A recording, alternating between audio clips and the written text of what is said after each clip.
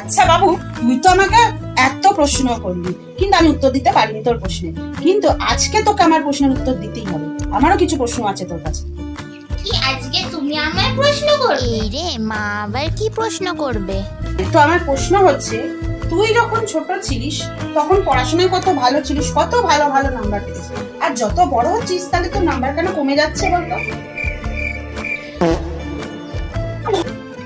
তুই যখন ছোট ছিলিস তখন স্কুলে গেলে তোর নামে কত প্রশংসা শুনতে হতো ম্যাডামদের কাছে, আর এখন স্কুলে ঢুকলেই ম্যাডামরা খালি বলবে পৌলমি এই করেছে, পৌলমি সেই করেছে। কেন শুনতে হয় এগুলো? ये कहाँ फंस गया भाई मैं।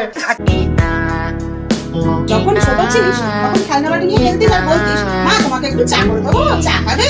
আর এখন চা করতে বললে 10 হাত দৌড়ে পালাস কেন? ইয়ে মানে মা, আমার একটু পেটটা খুব ব্যথা করছে, একটু আসছে।